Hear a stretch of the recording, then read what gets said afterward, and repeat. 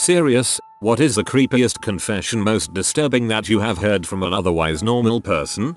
I used to help out at a nursing home. This old Russian lady would relate the same tale over and over. Her husband drank and hit her. It was sad for sure. But one day she leaned over and whispered he was butthole drunk. So I pushed him downstairs. Dead. True Soviet, she is. A friend had told me for years about the dark secrets in his past that he can't tell anybody. Eventually he felt comfortable enough to confess. And he really was not exaggerating. When he was young he raped his younger sister. The family knew about it and they all got counseling and stuff at the time. He and his sister are friends now. But frick. I had a friend confess that every time he stayed at my apartment, which was frequently, because we lived in different countries, sometimes he would stay for a month plus at a time. He watched me sleep. I woke with him staring at me. He was literally inches away from my face just staring and I freaked out. He broke down and confessed. My husband was asleep next to me. That was the most creepy for sure. It also ended our friendship. In HS we were hanging out with this kid who was a grade lower than us and he started talking about how he buried the cat up to its head and then ran it over with a lawnmower. I didn't believe that he actually did that. The cat would probably tear the crap out of you, but it was disturbing to think that this was the information he decided to share to impress us. I heard something similar when I was in middle school, I think, or I would hope. This is an urban legend. That my great uncle likes kids. It suddenly made a whole lot more sense that none of his adult daughters were ever married, had a serious LTR and are overweight with self-esteem issues. Every other aspect of his life is perfectly normal and I would have never expected that from him. There was a court case before I was born that was dismissed. My mother never even let me meet him until early this year, because she didn't want to take the chance that he might act indecently towards me. Must be really hard on his daughters. Good on your mother though, to have protected you like that. On my way home from counseling, an elderly lady talked to me about her experience as a nurse in a mental institution. Some of the things she said were horrifying and sad. I think she was glad to get it off her chest. This included patients with schizophrenia who were abandoned by families, people admitted into the wards because of their homosexuality, with some very upsetting consequences, and more. Most involved patients taking their own lives. I sat there and listened, though I'm not sure how much of it actually sunk in until I got home. That sounds like a sad job she has. You're a good person for listening to her. A colleague confessed that she had sex with her brother throughout her childhood and early adolescence. She also told me she despises her brother's wife because she is in love with her brother and is insanely jealous of his life and kids. She has never had a relationship and fears she will never be married or have kids of her own. She doesn't sound very normal. There was this girl in my school who I think was a selective mute. She only talked to a few people, and I was one of them. Then she told me that I'd never be on her hit list. Somebody once told me, the last thing I want to do is hurt you, but it's still on the list. I started seeing a girl about a month ago. She recently told me she was raped when she was 5. Her parents were druggies and had her at a young age, so she stayed with her grandma. But my girl's grandma was a drunk, so she would have her son, my girl's uncle, take care of her. He was about 25 when this happened. As the story goes, he went to go score whatever drugs he was on at the time and left his 5-year-old niece unattended in the car for who knows how long. When he returned, he found her covered in blood. She had reconstructive surgery on her vagina from where the guy tore her open. She confided all of this in me before I went down on her because she has confidence issues because one side looks stretched. Doesn't bother me one bit. She says she still remembers his face and tries not to think about it. The most fricked up thing is when the uncle brought her home. They did nothing. Because he was buying drugs at his dealer's house when it happened. They did nothing to save the fuckhead uncle that brought the 5-year-old around a bunch of junkies. Who knows what actually happened? He could have allowed it to happen for drugs. About 6 months after this happened, he killed himself. OD. My girl says she doesn't like talking about it, so I don't ever bring it up. But I know it has definitely affected her mentally. I just wish there was something I could do to help her forget. TLDR. My girl got molested when she was 5 while her uncle scored drugs and nothing was done about it. Oh my god. Please help her seek counseling or something. That's horrible. Had an absolutely charming, incredibly smart looking close friend for a few years. It took me about 2 years to find out everything about her life was a lie, even the smarts. She'd read some detailed article on a subject and present ideas as if they were her own, but never knew anything deeper. Pretended to speak many languages by secretly watching a foreign movie with subs on, then translating some cool scenes to us. She made up a story about her father abusing her mom to make excuses for failing her uni exams, lied to people about being a medical student to look smart, and would give them very dangerous advice, lied to her family about being a brilliant medical student, don't know if they believed her, and about many other things. She was an incredibly fun person, but an awful toxic friend. Still, I was afraid she'd lose her mind completely if I revealed her secrets to everyone. So I only quietly told the people she was abusing or potentially putting in danger, so she couldn't do any damage anymore. Several times I tried to talk her into going into therapy, but I stopped. She was in complete denial about me knowing everything. I was so afraid she'd kill herself if she found out what everyone thought of her. One day she just packed her things, said goodbye with a hug and a huge smile on her face, and left for another country to pursue her medical studies. I've kept evidence of all the craziness in case it comes back someday. I'd say that if you genuinely pay attention to people around you, you'll find out many creepy stories like this. Some people see friends come and go, and actually never have any idea of what's going on in their lives.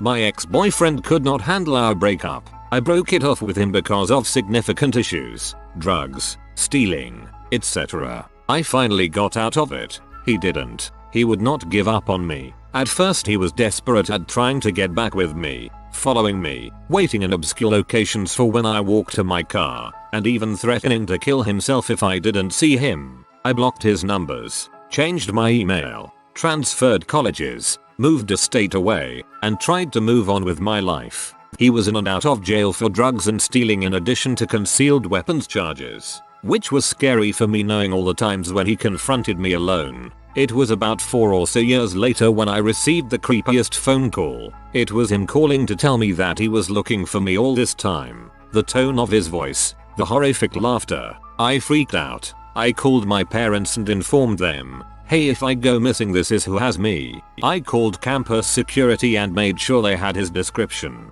He never showed up, but my god, the voice on the other end of the line still brings chills. It scares me to this day that he is out there possibly looking for me. Luckily I've become more aware of precautions to take. Pepper spray, learning self-defense, etc. If I was in another state where obtaining a gun was easier, I would have done so. Unfortunately it's not so easy where I am now. I do however have panic buttons and GPS locators, so if something were to happen, I can be found. I try not to let fear or paranoia run my life. I try to take the best precautions, but I will always have that fear that just around the corner, he will be waiting for me. You should post this to our Let's Not Meet, that is terrifying. Had a good friend of mine tell his crush at a party that he just wanted to cut her ears off and take them with him. He's a great guy, married, and just had his first child, with someone completely different. That girl was gone. Clowns to the left of me, jokers to the right. Here I am, stuck in the middle with you.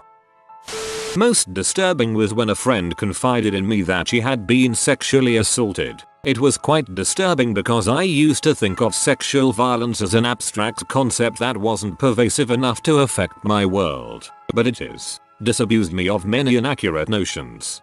The nature of sexual violence makes it more likely to be unreported. I've helped a few friends out with things like this, and reporting it to the police was the last thing on their minds. The desire to feel safe and unashamed was a much more pressing concern, and the last thing they'd want to do was talk about it with strangers over and over.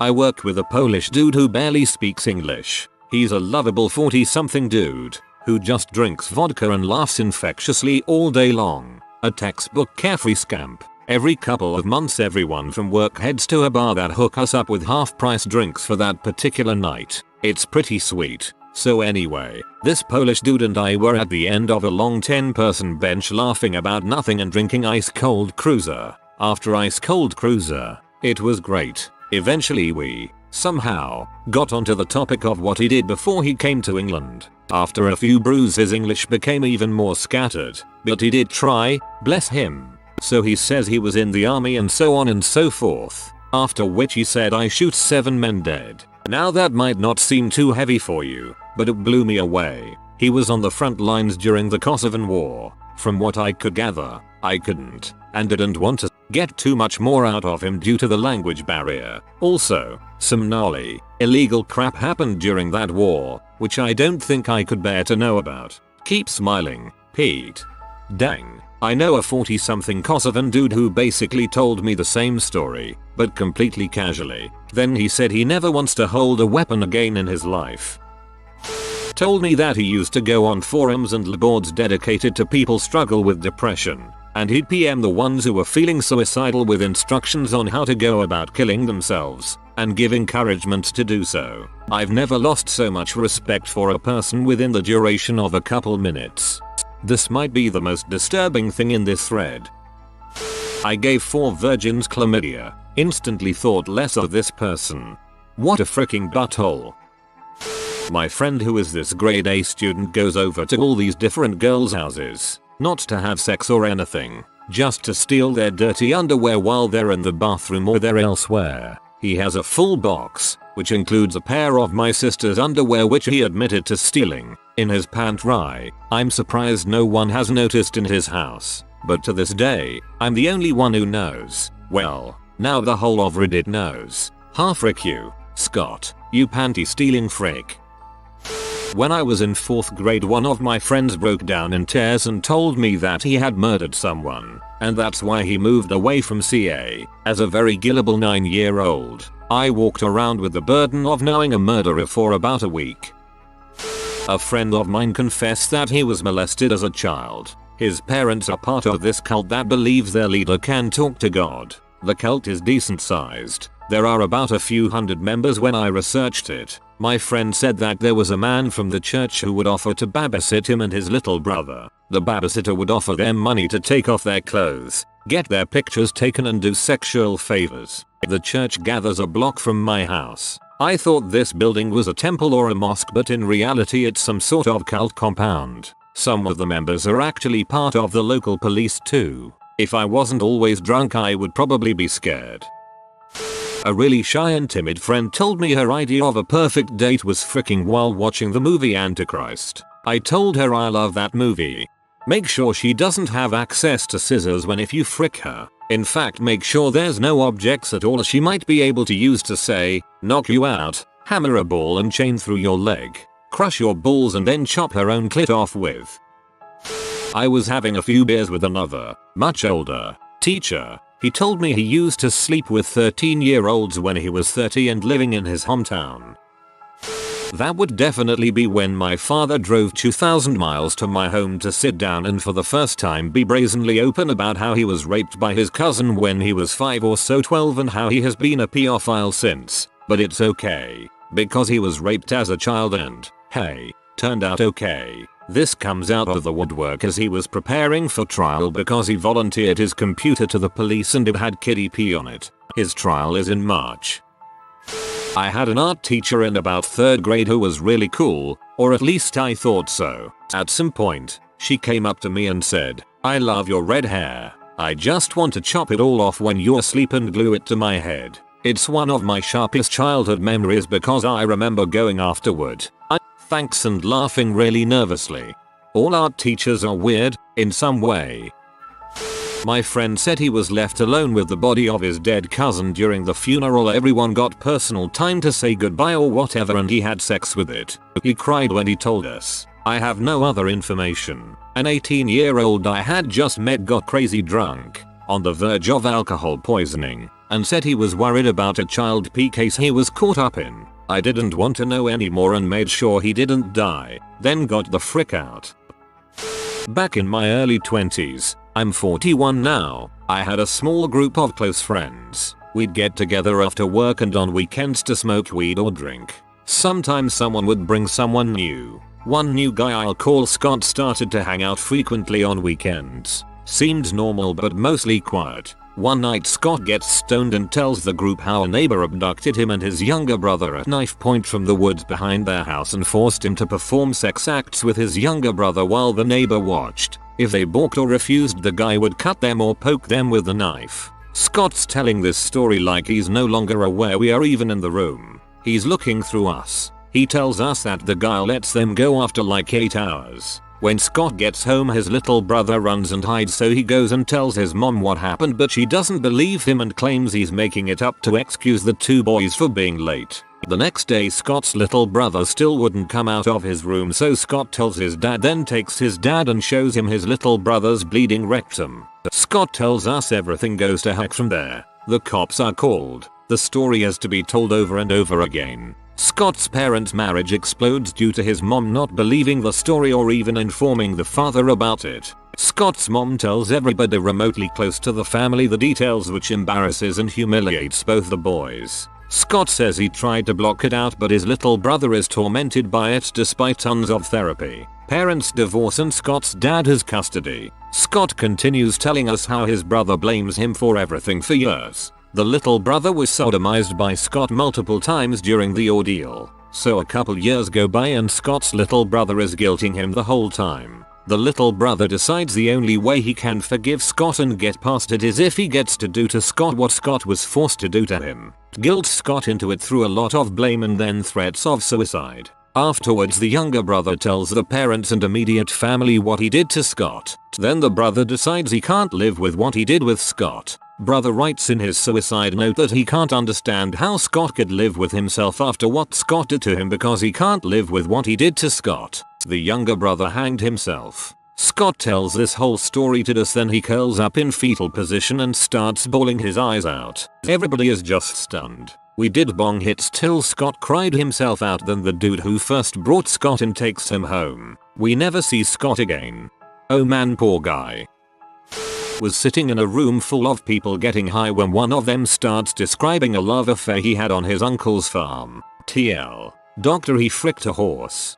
I just cannot understand why on earth someone would even remotely want to do that. I understand curiosity, of course. I wonder what it'd be like to kill someone, but the thought and action are so far away. I don't know what brings someone to put their dong inside an animal.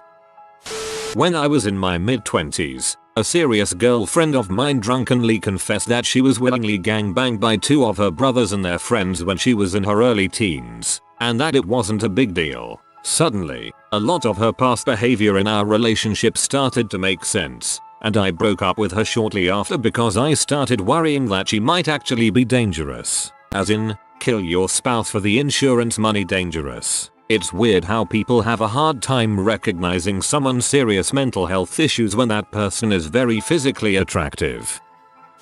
My ex told me he killed a horse. He wasn't drunk. He wasn't dead or anything. He just saw a horse and decided I should kill this horse. He gutted it and everything and he liked it. Out of nowhere, my ma tells me my dad drunkenly confessed that he and his cousin, whom my mom later dated and had a kid with, picked up a hitchhiker out near the beach in the early 90s. They were intoxicated and one thing led to another and they ended up killing the guy and burying him in a remote location in some sand dunes. She assumed he was trying to scare her into staying with him since they were going through a breakup and she shrugged it off as machismo bulls. So the story goes. Years later a story comes up on the news. They are asking for information about remains found buried in a sand dune. She's not really paying attention until they start describing this large belt buckle that may help identify the man. She flips the frick out because my dad had bragged about taking the guy's belt off, which had a huge Texas style buckle, and beating him with it, making fun of the buckle and stuff. Next day the cousin calls and tells her he or his buddies would not hesitate to kill us if she breathes the word. Anyways, she always felt really guilty about not turning them in, but after losing my sister, she died very young. She couldn't fathom losing me as well. The rest is history. They are free dudes. A guy I was dating in high school told me that he had sex with his younger, 7th grade, maybe, brother because he was just so addicted to masturbation and he could never be the parent to his son and daughter because his son would certainly rape the daughter. It took years for me to completely realize the level of fricked up that was. When I was 14 at a sleepover with my best friend, she told me that she used to live next door to a pedophile. He touched up and raped 2/3 of his kids, one boy and one girl, who then told the police, who didn't believe them, especially because the mum told them they were making it up for attention. He then went to do charity work in Africa and may have assaulted them, we don't know. Then he came back to England and then assaulted one of his grandkids. This little girl told her mum, who was assaulted by him too. The little girl, her mum and her brother, the 3 victims of this man, 2 of them now adults, then went to the police. This time the police realized their past mistake and arrested the man, but he died before he could be prosecuted. I knew this previously, but she told me, you know, you have those random snippets of childhood memories and you don't know whether they're real, imagination or dream. I nodded. Well, I have one of these about going up and down the road on my scooter when I was about 5 and him sitting in his garage. He called me into the garage and shut the door. Then about an hour later I left. That's all I remember, but a couple of years ago I was trying to put my first tampon in and there wasn't that skin stuff that's supposed to be there. You know, the barrier. And I've never cycled, rode a horse or done gymnastics. She looked really distressed when she said this. When I was 3, my uncle caught me taking poop out of the toilet with my hands and eating it. This was really only disturbing because of who was involved. The person who told me this gem was my dental hygienist, while she had her hands in my mouth. If she was older than 4 when she told you, you're probably fine. Teachers of Reddit, have you had a student confess their love to you? If so, what is the story behind it? When Jay was doing my student teaching, I had this one student, 9 years old, who would refuse to talk to me. I thought the little dude hated me for one reason. One day I tried to start a conversation with him, and he started to sob and cling to my leg, shouting, "Please marry me. Marry me please." I worked for a summer camp and a 4-year-old camper yelled "I love you" to me. He was immediately scolded by another 4-year-old who said, "You can't say that, she's married." I was 15. Definitely not married. Didn't stop the entire camp from jumping on that one and clamoring to know more about my kids that I didn't have. No, but I had a weird student who went around saying I was pregnant with his child. Obviously I had not done anything with this kid other than teach him in class, but I also wasn't pregnant anyway. Maybe he thought he'd received a different kind of physical education. One of my students, who was less than half my age, told me she wanted to kiss me. She said this in a very public place, while I was chatting with her and her best friend. After she said it, I just kept jabbering away about whatever while my brain went, wait, what? In high school, there was a Tay who all the boys had a crush on. One day some girls cornered her and asked her if she realized how popular she was. She replied, "I didn't even like high school boys when I was in high school." I get this. Over the years I've had a few employees hit on me or worse. My response is always I didn't want to deal with 21-year-old problems when I was 21. No, but I had a single mom give me a very obvious hint that she wanted to come by and help however she could during parent-teacher conference. I had a dad ask if he could give me a foot massage and touch my feet during parent-teacher conference. Not a single dad. I wasn't even saying my feet hurt or anything. It was completely random and so awkward. Dunno if this counts, but when I was a senior in undergrad I made extra money by leading recitation sections for the freshman physics class. One student clearly didn't have much experience with girls, never happens in physics S, and did the classic move of assuming that because I was paying attention to him and answering his questions, it meant I was romantically interested in him. This was of course announced with a ton of emails and FB messages in like 2 or 3 days, which made it amply clear he didn't understand that me talking to him about physics and being nice was my job and I treated all students the same. I basically told my physics prof supervisor what was happening and he was a little taken aback. I can't say that's happened to me before, but he gave the kid a stern talking to. Turns out said kid had also been reported by a female classmate to the Title IX office in that first semester. So yeah, he just really didn't get how to interact with women. In a Buddhist university, where I was a teaching assistant to a Buddhist theology class, a monk in the making took a liking to me. I didn't get the cues, just thought his friendliness and little gifts, mostly snacks, were entirely platonic. I was close to the monks at that school. The Mongolian monks gave me soda and offered me ramen when they thought the temple food was bad. So it didn't strike me as unusual. Similarly, kindred spirits type of connection. Other teachers' assistants warned me, but I genuinely thought nothing of it. Turns out he really did like me. It was terribly awkward and it did not end well. Had a friend in high school who had an unhealthy crush and obsession with a female teacher. When he found out she was married, he threatened to kill himself on Facebook if she didn't go out with him. His mom and aunt tried to play it off as boys being boys, but he was forced to get medical help. I'm friend with him on Facebook and he seems to be doing well. Lives in a farm and enjoys his redneck lifestyle. I'm friend with him on Facebook and he seems to be doing well. Lives in a farm and enjoys his redneck lifestyle. Trying to better teacher to howdy. The best kind of character development. I had a girl in my grade 10 class who stalked me. First day of class I kicked her out for being disruptive. Had a word with her in the hallway and she broke down in tears. Sent her to the counselors to deal with whatever she was dealing with. After that, she just sort of glommed onto me. Would come to my classroom at lunch, joined the extracurricular activity I coached, would wait for me in the parking lot after school and watch me drive away. Final straw for me was that she somehow found out my unlisted number. This was 10 years ago when I still had a landline, and left a really bizarre message. I recorded it and emailed it to my AP. When she got to school that day, she brought me a gift bag full of stuff which I was afraid to open.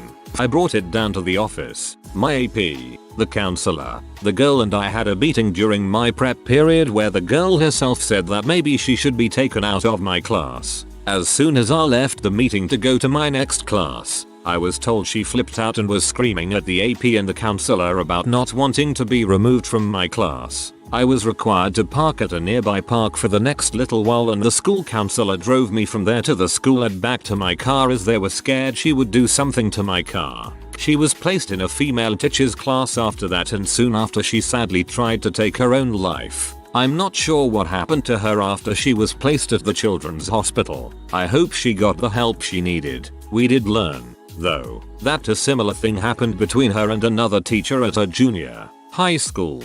That's really sad for her and scary for you. Mental health illnesses, especially in children, suck. Poor kid. Not quite, but when I taught 14/15 YO students, I was 23 at the time. On one of my last days at the school, a group of 3 boys cornered me and demanded that I choose which one of them I wanted as my boyfriend, lol. 14 and 15-year-olds are way too old to be doing that crap. Had a couple of 3rd and 4th graders teased and or outed by their classmates in front of me. The one that stood out to me was this one 4th grade. One time after class, 2 terms in, his friends suddenly went to the teacher's desk and asked me how I felt about him. He was hanging around the sides and shyly looking over. I said he was amazing and nice and I like him as a student. The crush was pretty innocent at that age, so I think he liked that answer, haha. Nothing else came up from that. Grader who was super nice in class. My 4th graders are around 10 years old and are relatively short, so they're all babies in my eyes. I teach undergrad college students, mainly freshmen. I had to change my name on social media about a year into working this job because some e-boy freshman I taught literally once found me on Facebook and tried to chat me up with the "whoa, this is so crazy. Now that I found you again, we're going to have to go out and catch up." I didn't even remember teaching him. To his dismay, I turned him down, blocked him, and changed my name on all social media. I had another student in a class that I substituted for a few times that would constantly chat me up while I was trying to teach. I had mentioned that I had a significant other boyfriend more than a few times, but he clearly wasn't getting the point. It came to a breaking point when he interrupted my lecture to tell me how much he liked my shirt from a crappy barbecue non-local joint. I turned around, said thanks, it belongs to my husband, a lie, and went back to teaching. I had a ring on that day by chance just because I like wearing jewelry. His table mate was dying. He had a front row seat to this kid's failed flirtation attempts, but this one was the icing on the cake. He didn't flirt with me again after that. Absolutely slaughtered him. I had a failing student who wanted to go to med school proposition me. She did get the D, but not the one she wanted. She was a minor model, very attractive, and in any other context I would have said yes. Definitely read this as a minor that you would accept under any other context. Glad I reread that. Male uni professor. It's mostly just giggling Chinese girls and people wanting selfies. They're harmless. I've been asked out a couple of times. It's easy to turn down. I'm absolutely positive that fantasy would be better than reality. I'm actually a very private person. I had a student confess her love for me yesterday even though I had just met her. She is the cutest little 5-year-old ever. Being male or female is really irrelevant here. Anyone who is offended by this clearly is in the wrong. Yes, had a young man who I helped every day at lunch. He was very far behind and needed tons of extra help. After working with him from 6th grade to 8th grade he was really doing well. I was proud of him, and it showed. So by the end of middle school he says, "Thanks for all your help. You are the best mom in the world. I love you." I was a 32-year-old male. We both had a good laugh though. I was a mid-20s male who taught speech therapy at an elementary school and had a female student who was always really quiet when answering questions, seemed shy, and would get all smiley whenever I talked to her. I was talking to the speech and language pathologist about how I thought she knew the answers, but she was too shy or acting weird or something, and she goes, "Oh, it's because she has a crush on you. But she's 9. I all made sense now, but I had no idea kids got those kinds of feelings so young. The next day I was walking by and saw her with her group of friends. One of them turned to her and said, "There goes your boyfriend." Her face turned red, she hid it in her hands, and ran away. I think it's cute because kids that age don't know what those feelings are or how to handle them. But man, it blew my mind that crushes start so young. Weird. Dude, I had a crush in kindergarten. I find it hard to believe this thread is so full of honorable rejectors. In uni, virtually every second tutor and lecturer was banging a student. Those people are probably too cool to use Reddit.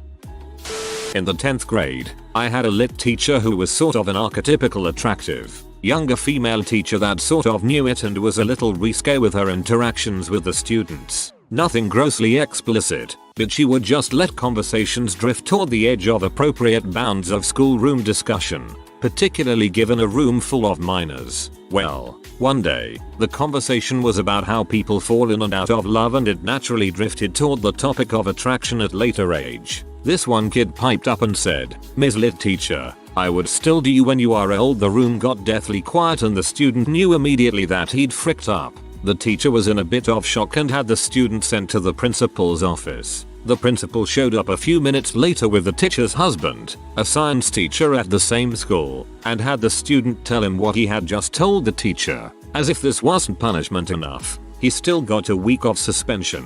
Years later, with the wisdom of age, I wonder if the teacher was also ever reprimanded for even letting a discussion get to this point in class. It's crazy that she is a lit teacher and married a guy with the last name lit teacher. The world works in mysterious ways. Yes, the girl wrote me a full-on love note. I took it immediately to my supervisor, indicating my lack of knowledge of the student's interest or my interest in any way, shape or form in reciprocation.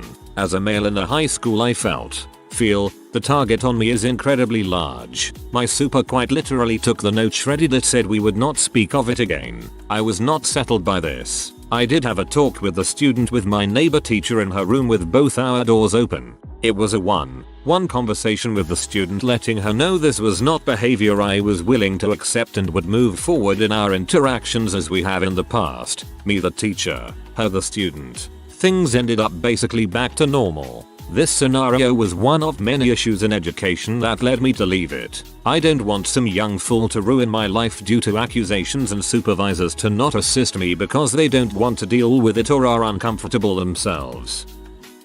Have been on both sides of that. As a student, I liked my Tay in college. I thought he was just being nice and friendly, but had a feeling it was just because I was an exchange student and not because he liked me. Because when does that actually happen? We would often chat after class, and he gave me lots of advice even on other classes I was taking. So he basically became my mentor. I did not think he might actually be interested in me, and in fact I had been seeing other people. Because I would have ended up alone on campus for winter break. The Tay was nice enough to offer me to join him for his trip back home, and I accepted. At that point the semester was over and he wasn't my teacher anymore, so he picked me up and we spent the break together. Turns out he was interested but kept it professional because he did not want to cause any trouble, and mostly because he actually had no clue I liked him back until he asked and I had to explicitly tell him so. He was also convinced I was just being nice and needed a mentor. We are now happily married. On the other side, when I was teaching in undergrad I had a student that would stop by after class to chat a bit. He'd just get the stuff back into his backpack really slowly, or would take extra time to finish up some work, so he would end up being the only person left with me. He never flat out told me he liked me, but he did ask me to sit down to lunch with him. I politely told him I had other commitments, and that was it. I do remember about him fondly. He really was a great guy. TLDR. Married my former college Tay, and when I was at Tay one of my students had a crush on me and asked me to lunch. Because people generally ask, my Tay was 8 years older than me, and I started teaching when I was really young, so I was only 1-2 years older than most of my students, if not the same age. Wow, I can't imagine having a teacher just 2 years older than me. Every teacher I have are like 30+ years older. While I was student teaching, it happened to be Teacher Appreciation Day and I had a female high school student tell me they loved me. Talked to my supervising teacher about it and they wrote it off as being dismissive and gave me some tips about in case they were serious. Turns out they were. The student would try to go out of their way to get help from me. Try to spend time alone with me. I was asked to help with an after-school play thing and they grouped us together and made it even more awkward. Thankful no moves were made, but it was really uncomfortable the whole time. On my going away card she wrote a sad note like, you didn't tell me you were going away. I'll miss you. I has a college professor who married a former student of his. They were 25 years apart in age, and if I recall correctly they didn't start dating until she'd been out of his class for 10 years. Same. She was a student in his creative writing course and later got married. When I was a kid, 5 or 6, one of my dad's students came up to me and told me she wanted to be my new mommy and be married to my dad. So that was weird. How old was she? I was teaching as a substitute teacher in a professional high school where most of the students were almost my age, 21-22, because most of them were refugees or just in scholar failure. The students, however, were really happy to learn English and participated a lot. So I decided to give my email in case they had questions out of class. My bad. I shouldn't have done that. After my contract ended, boy from the class kept sending me messages asking for a friendship or more. He literally spammed me for a few months until I blocked him. It is such an awkward situation. No, but about 5 years after I graduated high school, my English teacher found me and admitted that he had been madly in love with me while I was in his class. I had a slight crush on him during high school, but no clue that he dreamed of me. He had just divorced and thought it would be a fine time to test the waters. I had a student write a love note to me on a foam ball. I was teaching in China at the time and the note was in Chinese. When I gave the ball to one of the Chinese staff to translate, she, the staff member, nearly fell out of her chair laughing. The student was 14 or so. I was careful not to be alone with her. It's treated very differently over there though. Her parents once dressed her all in red, traditional Chinese wedding color, and asked me to take wedding pictures with her. I didn't refuse men a picture over there so as not to be rude, but I refused those. During residency I had students for various projects. Now I am generally average and never had women throwing themselves at me but never had them running away. A student, grad school, was in my office, more like a shared closet space, a lot. She was way out of my league when I was her age. Later in semester she got very close and started cluing my oblivious butt that she was into me and wanted something. I still played dumb, like she was joking. My office conveniently got turned back into storage, and I was never alone with her again. A more experienced professor later told me it was very normal that some students gravitate towards professors they admire, and they really good looking ones have to be very careful and are constantly harassed and many actually leave academia. I think he called me ugly. It's a problem for some professors, but you, looks over at the professor, squinting, you should be alright. My dad was my mom's professor in college. A year or two after she left his class they started dating. 14 years apart and they just had their 29-year anniversary. On a more personal note, I used to teach at a boarding school and I was having a nighttime extra help session. At the end, it was this one girl who was really struggling after everyone left. She gave the whole Mr. X, I'd do anything to pass this class. I messaged another teacher who was downstairs to stick their head in and wrapped everything up ASAP. Sent an email to admin that night. Everything ended up fine. And I don't even know if she meant anything sexual by it. Wasn't going to take the chance. I'm probably out of scope and definitely flipped for what you were asking. But during undergrad I asked out the TAFE for one of my physics labs as I turned in my final report for the semester. Just hey, let's catch a show and a beer. Lab partner encouraged me. He rejected saying he can't date students, and I just ran with it in my shame. One of my life regrets was not clarifying that I was graduating the next week. Of course I've dated since then, but it would have been nice to have a smart one for once. But it would have been nice to have a smart one for once. Oof. I taught high school for a couple of years. Freshman girls would smile and giggle and come up with silly questions to come up and ask me between classes while their friends stood there and giggled. No big deal. The senior girls were a different story. I'm married, happily, wear a ring, and was, as a male, extra careful to never be alone with female students and, if happened, to make sure the door to my class was wide open. I had 3 straight up, and with very clear and explicit words, tell me they didn't care if I was married, they just wanted to have sex. I reported each incident. I had one female student that would hug me constantly, even though I had told her several times to stop. I don't like other people touching me anyway, but this was super creepy. She would come up behind me and embrace me, even managed to surprise me with a full frontal hug once. I had reported this to administration each time, but was not believed. It's just a harmless schoolgirl crush, I was told. One day an assistant principal just happened to see her come up behind me and embrace me, like my wife would, and he immediately took her to his office. She was removed from my class and instructed to never speak to me again. It was so bad that the female teachers in the rooms close to me gave me their cell numbers to text them if I needed someone in the room.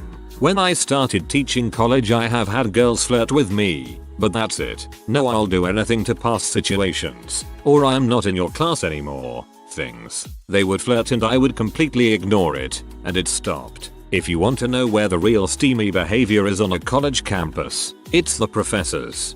This is why the idea of being a male high school teacher terrifies me. You could do everything right and still end up in a he said, she said situation. Looking back, I feel horrible for the one attractive male teacher at my high school who all the girls talked about. Yes, many times. I also work in a preschool. When they say I love you they mean it in the most platonic way possible. I also have to say I love all of my kiddos back. They are the heart and soul of my job. My brother is going into the preschool industry and I imagine he's gonna have this a lot.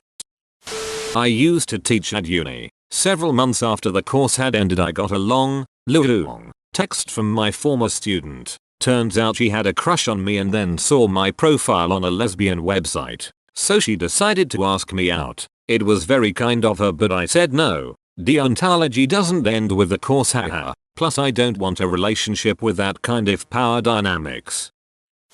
She hasn't verbally said it but she's also 7 and Chinese. I'm an expat teacher. Her English isn't good enough to verbally express it but it's pretty obvious, though obviously harmless as well. Not me, but a teacher at my high school left his wife and kid. He was in his mid-30s. For a girl who took a liking to him a grade under me after she graduated. She was on the volleyball team. He was the coach. Pretty much everyone knew she liked him, and it floored everyone when they announced their engagement and eloped. Rural Ohio is scary. Stay away. Rural everywhere is scary. Take it from a rural Floridian. Just move out there, and do what you moved out there for. To stay the heck away from everyone. My first teaching practicum was in a grade 7-8 class of students who were learning English as an additional language. There were 2 boys who never spoke to me, and while they did have fairly limited English, they somehow managed to speak to other teachers just fine. On my last day, one boy told me that I was a beautiful singer and that he'd been watching my videos on Facebook. I guess he somehow creeped my very private profile and found some old videos of my performances at an open mic. For the next year, he would continue to send me messages on Facebook saying I miss you Ms. B and why don't you come visit. I never responded. It was both sweet and concerning, lol. I wish I had a chance to teach that kid about boundaries and that playing it cool is a better approach to getting girls to like him. Serious, people who had to clean out rooms of someone who had died, family, friend or otherwise. Did you find anything you shouldn't have found and how did it make you feel? My grandma's house had money everywhere. Every purse had at least $100 cash. Suitcases had a few hundred more. Every coffee can or other container in her kitchen had rolls of money. There were even bags of frozen veggies in the freezer that had been split open and money hidden inside. And her bank accounts, thousands upon thousands of dollars. No one had any idea. She lived so simply and never spent a dime on anything unnecessary. I'm sure her financial paranoia was due to growing up in the Great Depression. It made for the best scavenger hunt ever, though. Same when my dad's mother passed. She didn't trust banks, so going through her flat was like a lottery scavenger hunt. A had even cut open the bottom of her mattress and we found about $3,000 in it. After my grandfather died, I found out that he worked for the army in Fort Monmouth. Whenever anyone asked what he did for a living, he said he makes coffee. Turns out his actual job description was classified and nobody knew what it was. Not even my grandma. I look just like him. If I had to guess, it had to do with cryptographic equipment. Fort Monmouth is where all of our crypto equipment would be sent when it needed repairs. When my mother was killed by her ex-husband, I was one of the people tasked with packing our house. He stalked her and would break into the house often. My mother knew but no one else did. As a result, when we were taking things down, like pictures and such, we would find things hidden behind them. Items such as checkbooks to hidden bank accounts from him. Or even worse, notebooks full of dates and accounts of events where he would engage her. She had a restraining order on him. Usually these engagements, according to the notebook, were awful. Tires being slashed, her being followed and him coming up to her on day-to-day events berating her. The thing is though, she kept it all secret from the family. What makes it so hard is if she would have told everyone of these things, she might still be here today. I hope that was used as evidence against that bastard and that he's serving life without chance of parole. When my great-grandma passed away, we were cleaning out our house and we found all these liquor bottles that were full of water from 40 years ago when my dad and my uncles had drank all her booze and replaced it with water, lol.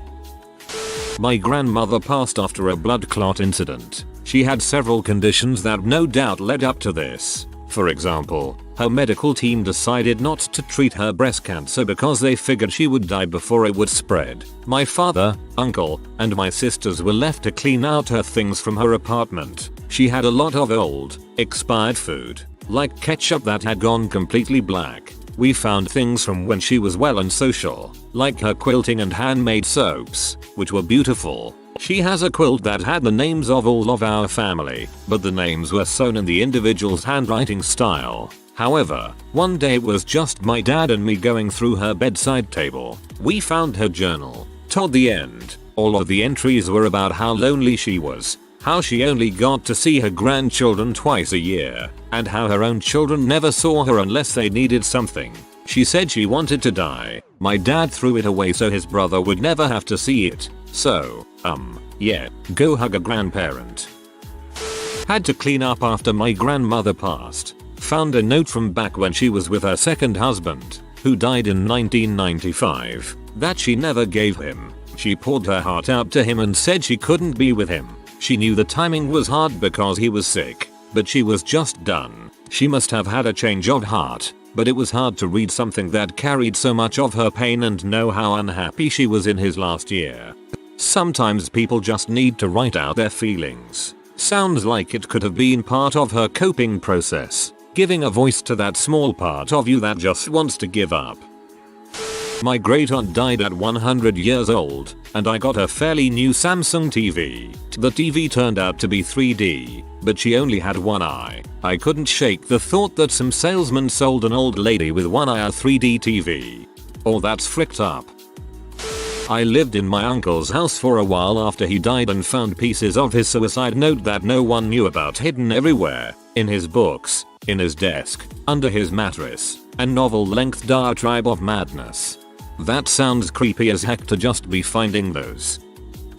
Mortician here.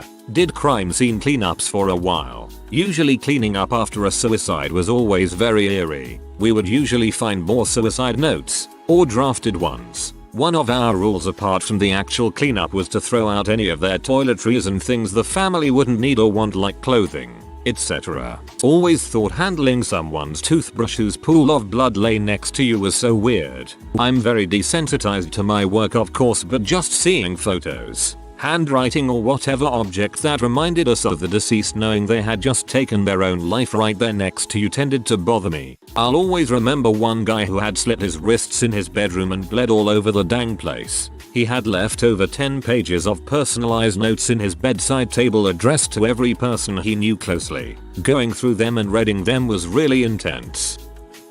After my grandmother died, I helped my grandfather clean out some of her stuff and found a poem she wrote to the infant child that she lost some 50 years ago. I don't think my grandfather knew about the poem or he forgot about it. That's terribly sad. The blood stains or crap stains everywhere after my dad died from alcohol abuse. I don't know what it was exactly, but I guess I'd expected they'd clean up a little bit when they took the body or warn us to call people ahead of time. They didn't prepare us. I went in first to open doors and windows because I was prepared for the smell of death. Just not the signs of him slipping and falling as he tried to get to his cell phone, eventually to be found face down 2 feet away from it. On a lighter note, my dad had a lot of boxes of photos of my sister and I, and a lot of his childhood stuff. My dad never was the type to have possessions other than a few outfits and coffee mugs. Finding those boxes of things I'd never seen or known he had copies of was heartwarming. I'd have figured he'd tossed them long ago. I know he loved us, but he was never an outwardly sentimental man, so it took me by surprise. When my dad died of lung cancer, we found this really cool puzzle box. He had just died and my closest relatives and I were gathered around as I solved the puzzle box to open it. We get it open and we found none other than a ton of pot. Was hilarious and awkward at the same time. But even better than that, I found my 2 siblings he hid from the family for years. We're actually all currently sitting on the couch together. So, thanks you old hippie. R.I.P. After my uncle hung himself in his garage, my brother and I found a book on knot tying on top of a stack of books. It was an extremely dark moment. When my grandfather died, we found 3 live grenades in his closet, hundreds and hundreds of firearms, and a crate of C4 in the garage. Although I don't think he was trying to hide any of that stuff. After my grandmother passed away, I was helping clear her flat. She was apparently 87 when she died, but we also had suspicions that she was older. She had grown up in Nazi Germany and crossed the Berlin Wall as a Russian spy and then gave herself in. We had a lot of questions that she never answered. Then I found a cupboard full of notebooks. They were detailed diaries and gave a lot of answers. My mum was heartbroken though when she found the date of her birth. It only said it was born today, and then a week later said it has been named by my mother-in-law. This one is actually kind of heartwarming. My dad was a pretty reserved guy. While I knew in my heart he would lay down and die for me without a moment's hesitation, he never said I love you or I'm proud of you or anything like that. It's just who he was. After he died of cancer, we went to his office to clear it out. I'd never really been in his actual office since. On the rare occasions I'd see him at work, he'd usually meet me at reception. Well, when we went in there, it was practically a shrine to me and my sister. Every certificate, photo, newspaper clipping, program, etc. was hung up on the walls of his office. A number of people came by to pay their respects as we were clearing things out, and again, I heard he was so proud of you. I've heard so many things about you. It's nice to meet you in person. You were so special to your father. He spoke the world of you. Honestly, you could have knocked me over with a feather. Definitely one of the more bittersweet moments in my life. RIP, Dad. Miss you. Edit. Thank you so much for the upvotes and the Reddit Gold X2. And thank you even more for sharing all your kind words and your stories. And, for those of you blessed enough to still have them, go hug your parents right now. When my great-grandpa died, we had to wear surgical masks to clean his house out because he chain-smoked big fat cigars for decades. The smell was ridiculous. At one point, my uncle came running out of the house with a box screaming I found his skin flicks. And later on, my cousin came out of the house with a light-up Christmas reindeer under his arm and a very serious look on his face. Someone asked him what he was doing and without breaking stride or changing his expression he said, "I want this."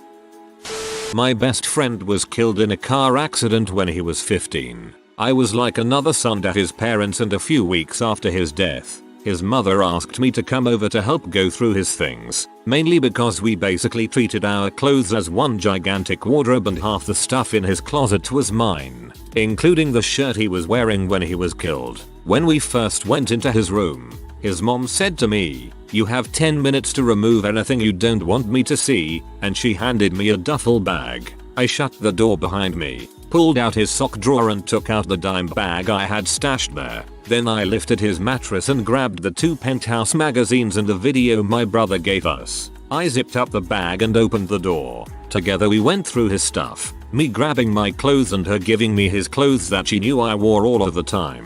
After a few minutes, I decided to play some music. I turned on his stereo and hit play on the cassette player and Journey's Faithfully starts playing. After a few seconds, dubbed over the song, is my friend's voice, saying mushy things to this girl he's been crushing on since 8th grade. I listened for a minute, then I just bust out laughing.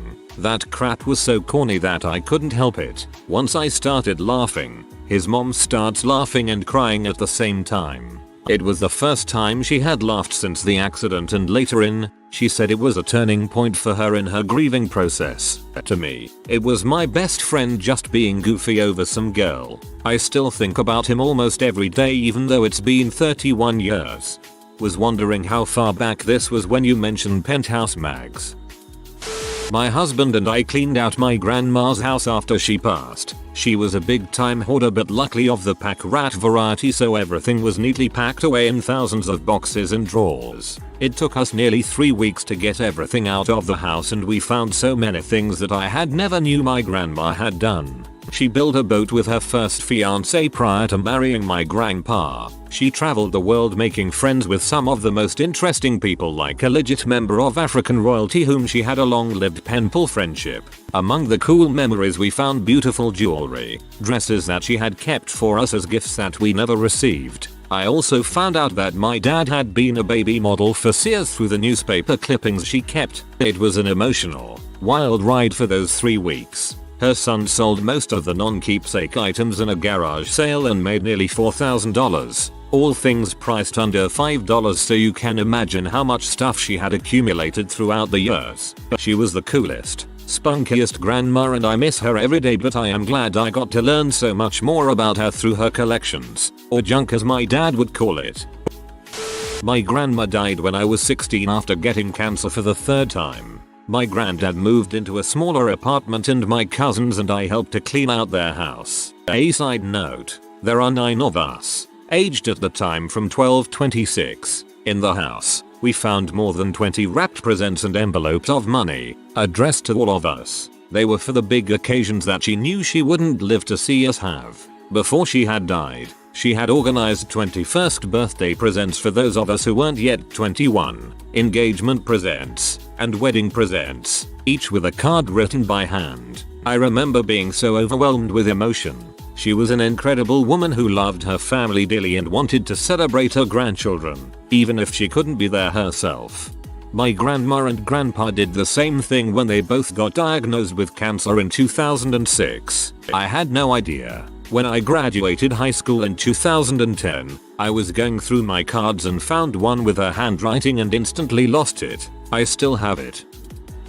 My great uncle was a loving man. He and my great aunt owned a couple horses, and every morning he would open the window and call to them. In horse speak, of course. They would always answer back. They lived in Casper, Wyoming. Back in the 50s, he had worked in the oil fields and came home filthy with it every day. My great uncle loved people. When the space station Mir was about to burn up and re-enter, he had all the neighborhood over to his place to watch it one last time. He had a small Christmas tree in his living room, year-round, upon which he hung pictures of friends he was currently praying for. If you met the man, you could not leave without him giving you a Susan B. Anthony quarter and a bouquet, which was to remind you to be tough, but always say your prayers. This isn't one of those we tied an onion to our belts, as was the style at the time things. He meant it with all the love he had to give, which was a lot. I was about 8, and pretty clueless, but my great uncle Gordon showed me and my sister something that kept both of our attention. He liked to collect eclectic things, one of which was authentic Chinese furniture. He explained to us that on every piece of authentic Chinese furniture, there are hidden compartments for either deeds, money or other contraband the communist government wanted to destroy. He had 3 pieces of real furniture, and it was one of the greatest puzzles of my childhood trying to find the secret compartments. Being 8, I didn't know until my dad told me decades later that Uncle Gordon was very sick. The years of working in oil had him growing metastatic cancer all over his lungs. He was not a smoker a day in his life, and he was in constant, agonizing pain. He still loved people so much, while probably wishing he could just die. A couple years later, he did. We went up for the funeral, and afterwards, when we went to his house, I ran into his bedroom because I had to find the last secret compartment, and I did. Inside, I found $5,000 cash in $20 bills and a letter from my uncle on National Hemlock Society letterhead.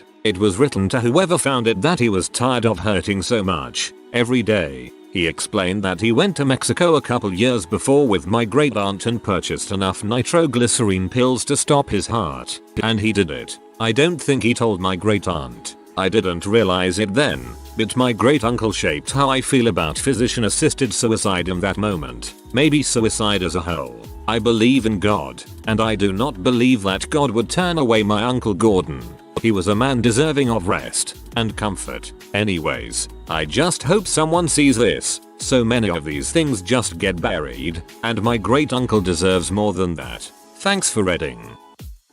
In 2005, my sister died in a jet skiing accident out on the lake. She was 11. I was 9. And after the funeral, my parents decided it was time to go through her stuff to pack up and donate. I'm really nosy, and I really needed something to do, so I was allowed to help them. I served mostly as a runner boy for the items as they went through it, just sorting it in the living room while they went through everything in her room. Now, understand that the last thing she said to me was "I hate you." We had gotten in a fight just before she got on the jet ski with my aunt, and that's the last time we spoke. Anyways, going through her stuff, I found a picture she had drawn of me, her, and one of my other sisters, and a little note admit how much she loved her brothers and sisters. An art project for school of some sort if I'm not mistaken. This really helped put my mind at ease about the whole thing.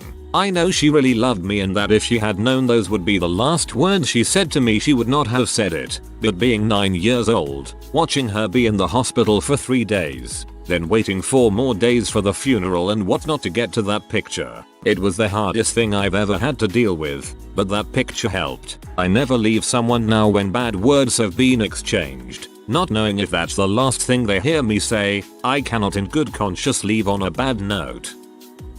My dad is a cop who worked a case where this man who committed suicide had only one relative alive, his son. The son had cut off all talk as soon as he turned 18, 20 or more years ago. The son called my dad when he got to the house asking for assistance. He sounded pretty upset on the phone, so my dad raced over as soon as he could. The father was an alcoholic with little education and worked a factory job he got with no high school degree. He was believed to be not so smart, for lack of better term. They stepped into the house to find hundreds of books, towering stacks, rooms full, furniture covered with books, all varying subjects from fiction to how to. and in the front of each book was what the man had learned from it, almost like a summary. The son was blown away. He couldn't believe what his father had been doing with the last decades of his life. The books are going to be donated. The books the son didn't pack up and ship to read himself. Another thing, the son is smart as a whip. Now he knows where he gets it from.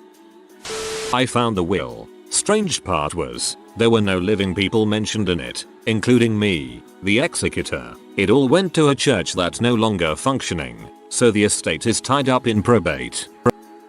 My father died of a massive out-of-the-blue heart attack just a week before my wedding, which was the 28th of December, so right at Christmas too. He didn't suffer. It was clearly one of the dead before he hit the floor variety. But in the mad scramble to go through his rented house and get everything cleaned out while still putting the finishing touches on the wedding planning, I found a legal pad with some notes on it. It looked something like this. The 3rd of March 2013. 2 AM 7/10. The 15th of March 2013. 3:30 AM 4/10. The 21st of March 2013.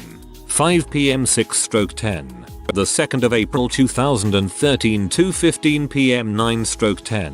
It was a list of chest pains and ratings of how bad. There was also a list of notes, all from very late at night, debating pros and cons of suicide. It always looked like this. Reasons for: tired. Everyone I know is dead.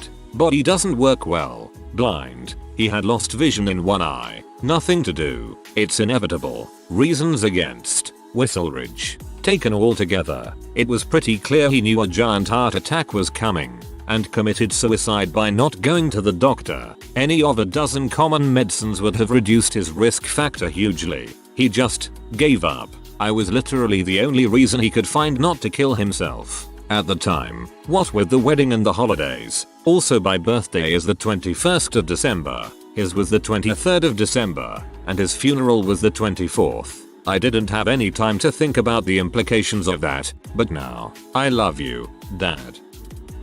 I personally packed up my little brother's room after he died. He was only 8 years old when he passed, so I didn't find anything risque. I did find a lot of rocks in his toy box though. Another 3 years later, I was helping clean out my grandma's house and found letters he had written her. I like how universal the love of rocks is to some kids. I'm 38 and have a small collection that me and my nephew bond over. I helped him start his collection. I'm sorry for your loss and your discovery warmed my heart. I hope you found some peace. What secret did you find out about someone that permanently changed the way you looked at them? In my early days as a lawyer, I represented a sweet old widower with Parkinson's disease who was being sued by a local store for groceries his late wife had purchased on credit without ever paying for. I felt awful for him. And then, shortly before trial, I found out he'd done jail time for molesting children. That roller coaster was intense. There is an engineering professional at my workplace that likes to wear pricey articles of clothing. He even sports a Breitling wristwatch, priced from $3,000 to over $17,000, as his work timepiece. Turns out that he and his wife are buried beneath a mountain of credit card debt, and while I do not look down my nose at him, I definitely view his attire and accessories differently knowing that fact. Dang, I felt like I was splurging when I bought my $150 watch. My wife's bestie confided in us that, while short of money, was moonlighting as a professional dominatrix. Until then we had thought that she was super vanilla. There was this one girl I'd known for a long time but wasn't massively close to, who we all thought was being terribly controlled by her boyfriend. She would tell us that he decided when you was allowed to drink, when she was allowed to go out, what she was allowed to do, etc. And that he hid things around the house. And that he had started to impose bedtimes for her and shout at her over what seemed like extremely minor things. We all thought he was awful and encouraged her to leave. Then she moved in with me and I realized she was extremely emotionally unstable and an alcoholic. Within months, I found myself wanting to do, or in some cases actually doing, all the things she said her controlling boyfriend had done. I remember one time after trying to remain patient with her for a while, she said one thing that was relatively minor and it was the last straw. I just snapped and screamed at her. I then got phone calls from all our mutual friends to talk about my behavior and anger management, presumably as a result of the story being told back to them in a somewhat biased way. So, in a way, her secret changed my opinion of him. A friend I grew up started dating a guy and quickly got pregnant and married at 25 or so. One night, hanging out with her and her husband, he's like, "Did she ever tell you how we met?" Apparently she was an escort since right after she turned 18. He was one of her Johns, but they took a liking to one another. They've since been divorced. I had a seemingly innocent friend who normally kept to herself about her issues. Then one day she told us that she couldn't tell if she had a sore throat because she was sick or because she swallowed too much CM the other night. That was the only thing I associated her name with afterwards. When I got to uni at 18, I ran into a girl I was in school with when we were 11/12. We caught up regularly, and one day she told me, very nonchalantly, about how the previous night, she had engaged in sexual acts with a car full of guys in exchange for weed. I was a bit stunned, mainly because it's so easy to find weed in that town. The local park homeless alcoholic was once a professor of ancient history and dead languages and could speak and write in languages many of us would never even see. He used to teach at Trinity College until he was convicted for his wife's death. How she died or if he did it is a mystery to me, but one person I've spoken to reckons it was an accident and another says they don't think he did it. Made me see the reality that no matter who you are you could end up in a personal heck. It only slightly changed my perception, but I was about 9/10 when my dad told me why he and my mum split up. His exact words in a sad tone were she was seeing another man. He wouldn't tell me who it was. From now on every time an affair is mentioned I give a quick glance to my mum. She still doesn't know I know. Had a work friend back in the day. His wife was really mean to him. She always would tell me his kids hate him, even though they would run to the door excited when their daddy was home. And when she was really mad at him she would flip out and say that he fricked his sister and fricked a pig. He would just ignore her and not say anything back. Now I just ignored it because she would always try and make him look bad when she was mad at him. Well, one night we were drinking and he was pretty drunk. His wife got mad and did it again, but this time the heated exchange went like this. "You fricked your sister and you fricked a pig once." Long pause. "You know what, frick you. That crap happened like 3 years ago. You need to just drop it and move on. I don't deserve to have it rubbed in my face all the time." Then I realized why she held such resentment towards him and I noped the frick out of there and never talked to them again. I feel so bad for their kids. It was a really dysfunctional situation for them. Luckily I heard they aren't together anymore. Huh, that is not how I thought the story was going to end. There was a guy I worked with that was kinda handsy, but generally really nice all the time. I learned he was gay, but in the closet. It was then I started noticing how he treated everyone else. Kinda douchy. He isn't handsy with anyone else. So all the positive attention was him trying to flirt, I guess. He was not very good at it. I had a conversation with him when he asked me to lunch. I had to awkwardly explain that I am married, etc. I feel like I may have accidentally led him on. I feel a little bad about it, but I wore my ring every day and I have pictures of my family on my desk. We are still on friendly terms and I introduced him to my circle of gay bro friends to help him acclimate to the culture. We became decent enough friends, but a lot of the flirt-like behavior stopped. Very nice of you to do that. You're a good mate. Found out my best friend tried to rape a girl once and bragged about it to everyone but me. Also found out he held a knife to one of his ex's throats. There are many more things, but finding this out after a 10+ year friendship, I ended it abruptly. So sorry dude. My grandma cheated on my grandpa when he was in the war. One of her kids isn't his. Everyone knows but no one talks about it. A family member's ex-wife of several years whom I was still close with asked me never to leave my daughter alone with my relative. She said that the reason they never had kids was that he confided when incredibly drunk that he had uncontrollable desires towards young, really young girls. He was upset and told her he felt he was evil and deserved to die. She asked him if he ever did anything and he said no and asked her to forgive him and asked God to make him better. Again he was like blackout intoxicated. This was surprising information. She didn't tell me in spite and actually still loves him very much. I haven't heard or seen evidence of grooming or any extra attention paid to any of the female children in my family. He could have just been really drunk and out of his mind, but there is zero way I'm going to leave my daughter alone with him or let her out of my sight at family functions. I don't have evidence that what she said was true, so I can't really do anything with the information other than be diligent. This is extremely disturbing. It's absolutely the safest decision that they don't have kids. Imagine having kids and then learning this.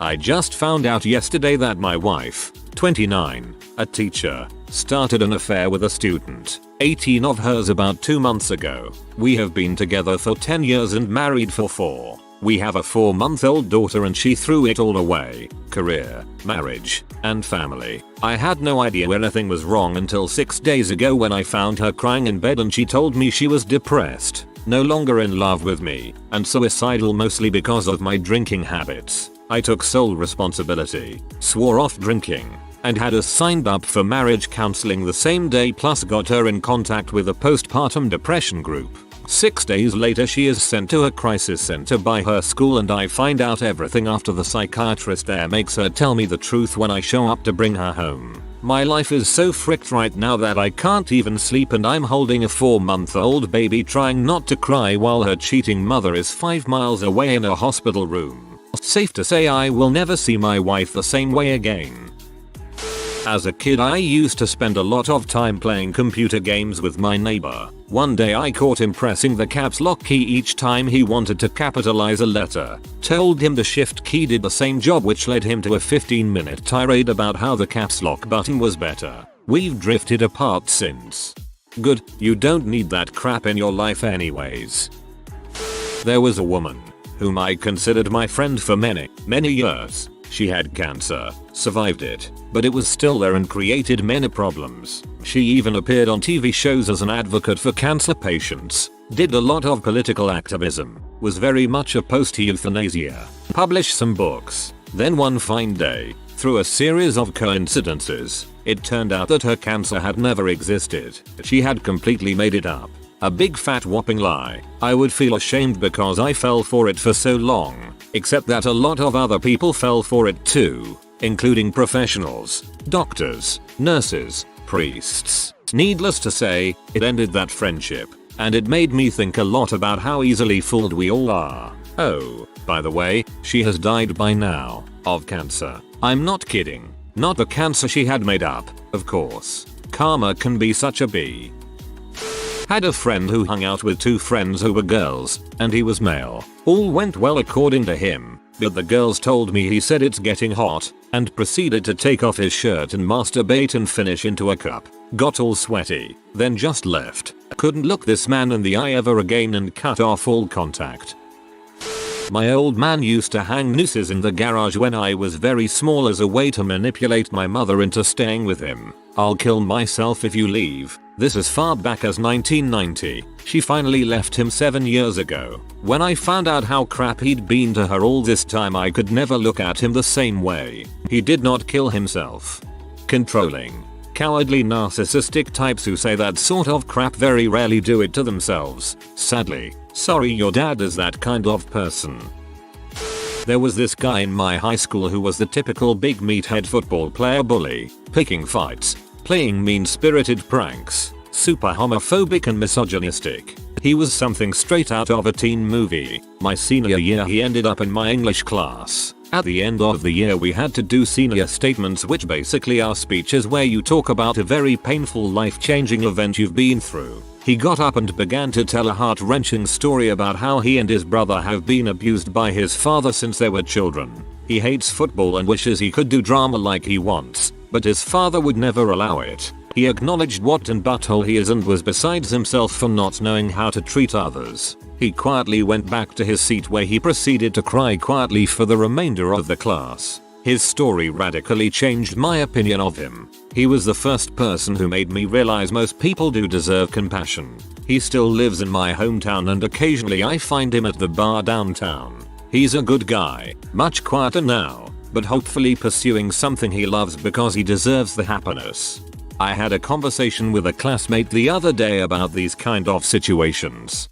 Friend, you would think that being raised by narcissists or terrible parents would motivate someone to become the opposite when they grow up. Me, it's not that easy. It takes a strong person to overcome their own upbringing. My point is, kudos to that guy for changing when it's not that easy. In high school, I learned my best friend would contact most of the female friends I had, generally after I had a falling out or just some confrontation with them, and sexually harass them with, among other things, his overpowering foot fetish. I learned this in senior year when I started reconnecting with some of these friends and all of them had the same story. I haven't spoken to him since. Coming from a guy called comments on feet, that shoots a little bit overboard.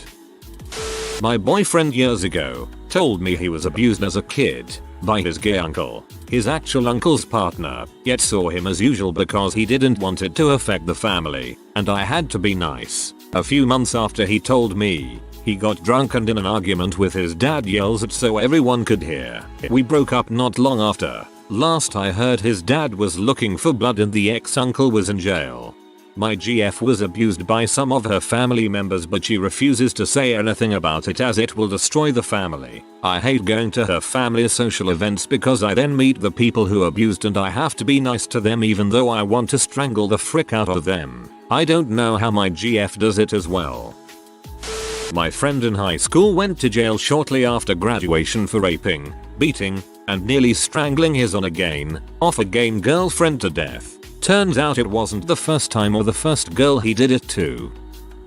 Not necessarily a secret but I was 8 years old, it was Christmas, and our family was over at a friend's acreage for Christmas Eve. I was sitting on my dad's lap, and I placed my hand up against his to compare size, and to my utter shock and horror, I noticed that my dad was missing a finger, his pinky finger. My mom and dad were confused. You never noticed that? He's been missing his finger your entire life. No, I hadn't ever noticed it, and it was actually a bit too much to handle for an 8-year-old at the time. I was absolutely devastated. In actuality, he lost his thumb while working on the oil rigs, and they transplanted his pinky finger to where his thumb would be, so that he still had some sort of grasping abilities. Pretty cool, but freaked me out so badly as a kid. Had an ex. He was one of those I am so gentle and kind you woo I love pastel colors and flower crowns you woo types, who went on to date a friend of mine. This friend goes on to tell me they broke up because he admitted to getting sexual with his dog on multiple occasions and asked if my friend wanted to watch him jack off that dog on Skype call. I was like, crap dude, I just broke up with him because he was freaking annoying. We are quite open about stuff in our family, so I've learned a lot of weird stuff about my father and my stepmother, but I think maybe the highlight was when my stepmother casually joked about my father's thing for MTV's Jersey Shore. Apparently my dad watches the show when he can't sleep, all alone in the night. Well, they are so boring they would send you to sleep. Someone I knew told me that he wants the age of consent lowered, and how pedophiles are discriminated against in today's society. Complete game changer. What the actual frick? My stepbrother stole my parents' identity, opened up credit cards and maxed them out. When my parents found out, they didn't prosecute because he would end up going to jail. They paid the credit cards off by making a settlement with the bank. If he shows up at Thanksgiving to my mom's house, dad is deceased. It's going to be dramatic. I don't understand how people are okay with doing crap like this. I feel bad if I look at someone the wrong way. Brother, best friend and best man in my wedding, all of a sudden moved to Washington about a year and a half ago. We have no ties there, and neither does he, and we just couldn't figure it out, but whatever, maybe he wants a new start. Then all of a sudden he moves back to the town my parents live in. Last Thanksgiving the US Marshals showed up to take him into custody and to send him back to Washington. He's facing trial next month on illegal touching of a minor amongst many other charges. Definitely has changed the way I look at him. I have a guy friend who has always been quite popular with the ladies despite being quite an average looking guy. We lost touch for a few years, but within 24 hours of reconnecting again he told me that he secretly meets guys on gay dating apps, hires male trans escorts and absolutely loves cross-dressing. Now the only time we ever really speak is when he wants my opinion on some lingerie or toys. Kinky. On a serious note, at least he's not afraid to share this side with you.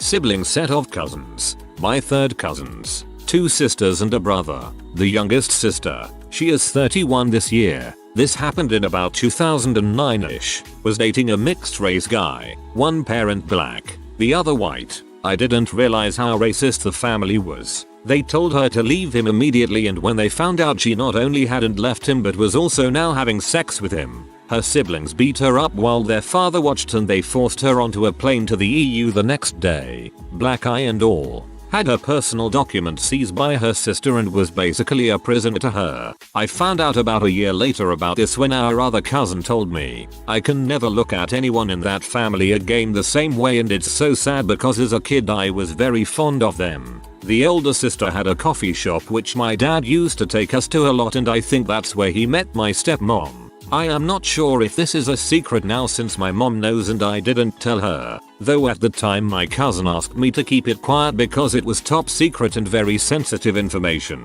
I don't know if any of the family know that I know about this as well. If any of them ever read this, you guys suck. Reddit makes me very depressed knowing there's horrible people out there in the world. Yet, it also makes me very thankful for my family and my upbringing. Some people have it really bad. My brother-in-law's mother is very sweet, kind and quite religious. A few months ago my brother-in-law, while drunk, confided in me that his mother had slept with his sister's husband. This had occurred years ago. The husband and sister have long since divorced, but it completely shocked me that she would ever do that. I met a friend's new boyfriend who told me that he had spent time in jail for 2 DUIs. He got a DUI, and then he got another one, and the judge gave him jail time. He drank a lot, but when I met him he was at least very careful about not driving. But to be honest, I judged him for it. Pretty crappy to drive drunk. And how do you get 1 DUI and then not learn your lesson? It was something that affected the way I saw him. Fast forward 3 years, and now he is married to my friend. One night I am out with my friend, and she makes a comment about his sister. I had heard that he had a sister who died, but I never knew the details. Turns out she was a victim of a violent bloody murder by an ex-boyfriend, and my friend's husband is the one who found her body. Walked into the house coming home from college for summer break and found her. The DUIs were in that first 6 months after her death. Should he have been driving drunk? No, of course not. But after I learned that, I had so much compassion for him and the terrible pain he must have been going through. People deal with such terrible things, and they don't always deal with them well. There is a very shy girl at work, pretty but quiet and mousy, and I stumbled across her on our Curvy. It made me see her in a new light. So you browse our Curvy, she posts there, sounds like it is your time to shine. My best friend's brother-in-law kept getting sore throats for months. His normally soft-spoken mother, fed up by this time, screamed at him in front of a full house, "What do you expect if you keep eating that dirty pee?" Later that day I found out that both he and his GF were dirtballs. He showered about once a month and she would only wash her face, hands, and feet. They are both very attractive, educated, athletic, church-going people, and all I can think of is her pee is so rotten it's contagious and this mother catches it with his mouth. Something backed up in my throat. As a kid, I found out my friend had lied to me and the whole school, saying that he had trained real Pokemons and that he flies on the Nimbus cloud. It broke my heart as a kid, not because he lied but because I really wanted to fly on the Nimbus cloud. Rough childhood. My good friend was the result of his mother being raped. I'm one of very few people who know, and I understand why he is so close to his mother yet is also so cynical towards society as a whole. I work at a trucking company. One day, the other girl who works in the office with me and I were talking about which drivers were our favorites. I mentioned this one kind of cantankerous old veteran who was cranky to 90% of the people but always a sweetheart to me, and the other girl's face went pale. She said, "You haven't googled his name then, have you?" I googled it and found out he had been arrested for sodomy when he worked at a prison years ago, and that he had flown Nazi flags outside his house. I mean, I knew he was far right leaning politically, but, whoa, I'm still nice to the guy, but also low-key kinda terrified of him. Similar situation. Work at a trucking company, cleaning up HR files and noticed one didn't have background checks attached. Ran one and oops. Found out the friendly and honestly kind of attractive driver is a rapist. Victim under 12 years. Can't stand the sight of him anymore and due to privacy issues, can't warn anyone. There's this really young Sikh kid who clerks an all-night gas station nearby, where I buy my coffee. The other night, when I went in, nobody was at the counter and 3 people were waiting. One guy eventually started knocking random doors, and this kid came out. Looks like he's about 17 of the one-room bathroom in the place. About a minute later, as I'm being served, this really old security guy came out of the same bathroom, glanced at me looking shifty, and then scurried off into the night. This town is gross. Sounds like the old security guard was down with the sickness.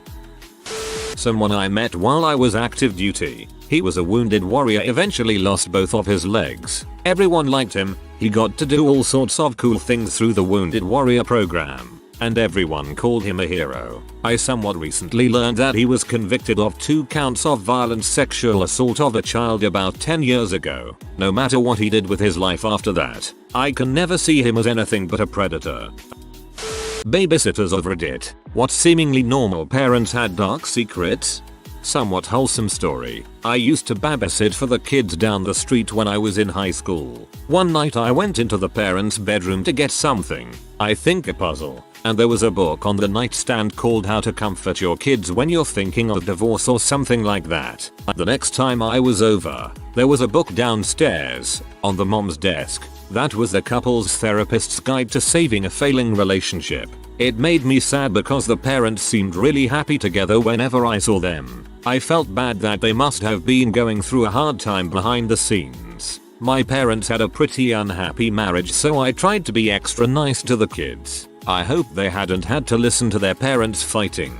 Anyway, this went on for a few months with no further indications of trouble. I felt like I knew this awful secret that the kids didn't know. One night I came over to babysit. The mom was in grad school and she had a class, and the same books were sitting on the counter. As the mom was leaving, she was like, "Oh, I can't forget the textbooks," and grabbed them off the counter. I actually didn't know what she was studying, so I asked what class she had. Turns out she was studying to be a couples and family therapist. The books I saw were her school books. In retrospect, that made complete sense because the titles were kind of academic, but I immediately assumed they were divorcing. About a decade later, they are still married and the wife is a very successful couples and family therapist. Go figure. Thanks for this story. My daddy hits my mommy sometimes. For that one, I was still in high school. I told my mom what she said and my mom went to the police station to report it. "I like it when you're here, not the other lady. She's mean and she makes me sit in the closet." This little girl was referring to her dad's girlfriend. I told the dad about it and never saw the girlfriend around again. And for some comic relief, my older brother and I play swords in the bathroom. Daddy taught us how. Asked him to show me with his action figures what he meant, expecting the worst, and he says look, and goes in his dad's closet and pulls out these giant foam swords. Cue. Thankfully not all in the same house. My older brother and I play swords in the bathroom. Daddy taught us how. Asked him to show me with his action figures what he meant, expecting the worst, and he says look, and goes in his dad's closet and pulls out these giant foam swords. Give this dad the best dad award. I was babysitting for a local family who owned car dealerships. I answered the phone hello as one does, and it was the father who didn't know his wife had hired a babysitter so she could go to an appointment. He started in with the stupidest sexy voice until he realized it wasn't wife. He hung up. Later he was caught cheating. Not gonna lie, his loyalty had us in the first half. I never really babysat for anyone besides family, but I did dog sit for a woman and her husband for a while. She gave me a tour of the house the first time I went over there, and there was a room in the back of the house that was filled with dildos and other sex toys. She sold them as a side hustle and wanted me to know they were there in case I was uncomfortable. They paid me well and left a great review on the site I was using. I wish they never moved, lol. I love their dogs. That's nice that they had the forethought to show you the weird stuff they have so that you wouldn't feel uncomfortable if you found it by yourself. I nannied for this very rich family with 3 kids from the West Coast who would come to South Florida for summer vacation every year. The mother was in her 30s, clearly had her kids when she was young, and was very stereotypically hot, blonde, thin, big boobs, perfect teeth. Her husband was a little older, salt and pepper, super handsome, very George Clooney-esque. Their kids were all blonde haired, blue eyed, cute as frick. They absolutely adored their parents. Dad would help the kids and mom settle in at the house and then fly back to Cali for work. I babysat 3-5 times a week, 6:30 p.m. to 2 a.m. Mom would get all dolled up, leave her wedding ring on the kitchen counter, and come home very late, clearly drunk, and sometimes brought men home with her that she introduced as her friends. She would often overpay me, which I never complained about, but I worried for the I babysat a lot when I was 13-15. At the time I lived in a small town. I was a very popular babysitter as I also worked at the daycare center. Often I would have kids from 2 or 3 different families at once. I didn't care, I got triple the pay for having 3 different groups of kids. I was recently told why I always had groups of kids like that. Turns out the small town had a swingers club and I was the go-to babysitter for their different groups. Sounds like my ex. Until she decided to join in, hen sex. One family I still don't know what was up with them. It's like they were squatting in a model home or something. It was a fully furnished house that looked to be straight out of Better Homes and Gardens magazine, but there was nothing in the drawers, fridge or cabinets. No toiletries in the bathroom except for toilet paper. No food or silverware in the kitchen. No clothes in the closets or in the kids' drawers, and no toys. The lady just told me to order food for the kids and they watched TV. It was weird. It could have been a second home or, well, not very good parents. I used to babysit for my next door neighbor who had an 8-year-old girl and a 5-year-old boy. I was 13 when I started babysitting for them and I knew off the bat the kids were an interesting duo, to say the least. And I have too many stories to tell from when I was watching them. We all went to school together, so when we got off the bus, we'd walk to their apartment and I'd watch them, made sure we got homework done, and make them the snack of the day. One day, we had a half day at school, and I think the mom forgot, because when we walked into the apartment, I heard one of the doors shut. At the time, we thought it was an intruder, so I grabbed the 5-years baseball bat, told them to stay in the room, and I do some investigating. I opened the bathroom door, and there was the mom, half naked, with a guy that wasn't her husband. She gave me all the money in her wallet and her business card. She was a photographer, and told me to never speak of it again. I caught her cheating and made out with $400 and a $650 photo shoot package. Took pictures for all the upcoming holidays so I could keep giving gifts to my family. I babysat them for about 3 months after, before they moved away. Snack of the day sounds fun.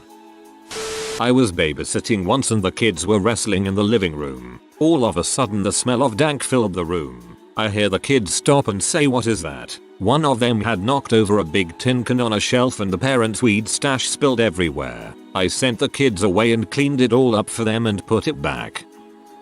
I babysat for the local policeman when I was teenager. He always came home very drunk and in a weird mood, and one time brought out a homemade Ouija board and persuaded me to take part with his buddies. Always paid me really well.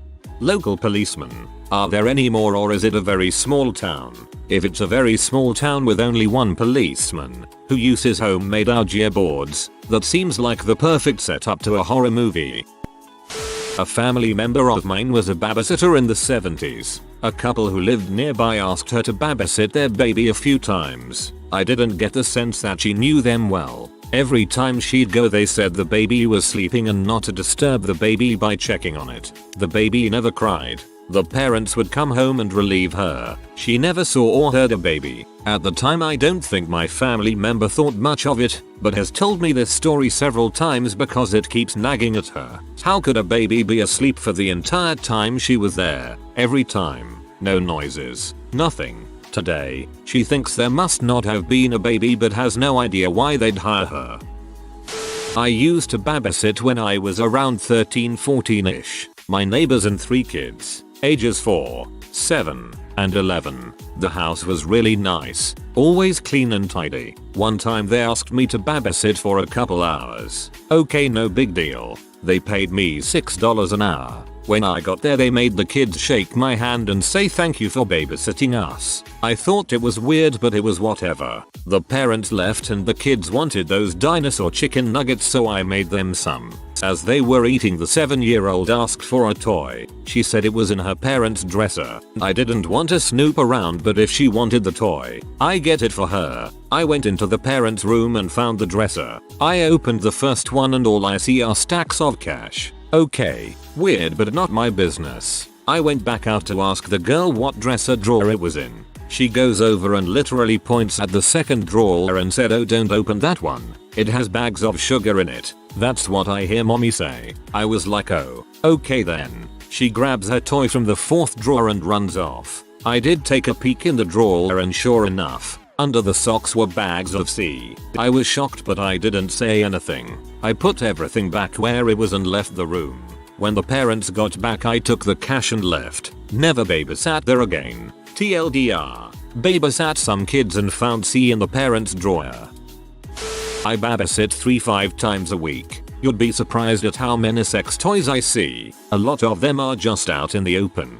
Like they forgot to hide them. I overnighted once and the guest bed had bondage straps. Parents totally forgot about that. That's not too surprising, but some of their kinks are. Probably the darkest was this 5-year-old girl I babysit. She was the victim of sexual assault for a couple years by an aunt and uncle. No charges pressed or anything. Mom and dad just cut all contact with that side of the family. I live in a small town so I see the aunt pretty often. It's sickening. They understandably have a ton of cameras set up in their house now and aren't gone for more than a couple hours. The child has a very weird bedtime routine which is how I found out. Not so much as dark but really sad. I babysat for a typical upper middle class family. Dad worked, mom was stay at home. The mother was always a little overprotective, like checking on their daughter the second they got home, but I didn't think much of it. One night they came home and we talked a little. She mentioned how much she loved children and her daughter, so I asked her if they ever thought about having another. She completely broke down and explained that she had multiple miscarriages before and after her daughter, so they stopped trying. I felt really awful and really sad because it seems like she wanted another baby. I have found that so many women tell me about their kids or working on having kids, that even if it's a natural conversation point to ask about having kids, I won't. The risk that the answer would be hard for them is too high. If they want to talk about future kids, they'll tell me without being asked.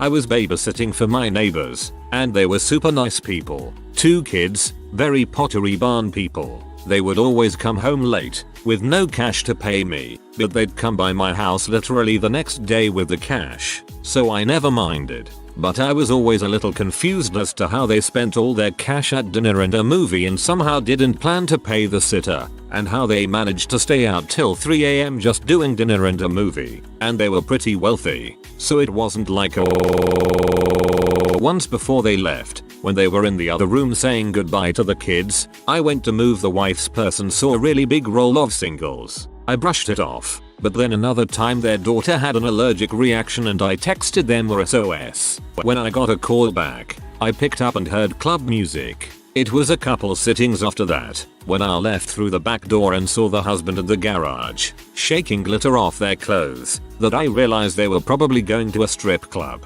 When I went to college, they switched to using my sister as a sitter, and I sat down with her and explained where they went and not to ask or act suspicious. They were good parents, and it's not like a problem. It was just super not the vibe they gave off, and I kinda found it hilarious.